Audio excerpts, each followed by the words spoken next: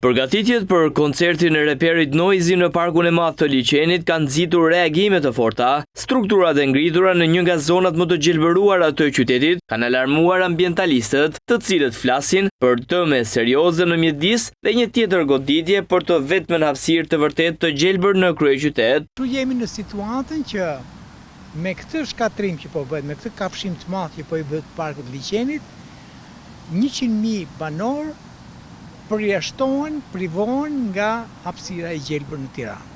100.000 banor. Pra, kjo është si mesatare në shkallë Tirane, por duhet thënë që është një masakër e papranueshme, për arsye se ky është oazi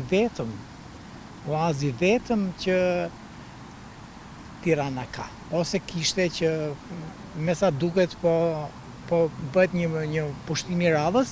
Aktualisht një pjesë e madhe e parkut është zënë, duke dëmtuar sipërfaqet me bardhë dhe pemët përreth, sipas ambientalistit Lavdosh Ferruni. Këto ndërhyrje nuk kanë pasur transparencë publike.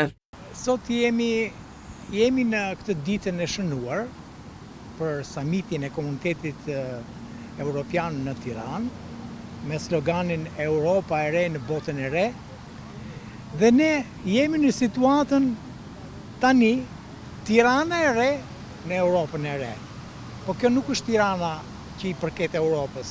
Ferruni kërkon ndalimin e menjëhershëm të ndërhyrjeve të tilla dhe apelon për mbrojtjen e parkut si pasuri e përbashkët. Gjithashtu ai bën thirrje çdo qytetari aktivisti për të protestuar për atë çka po i shkaktojnë natyrës.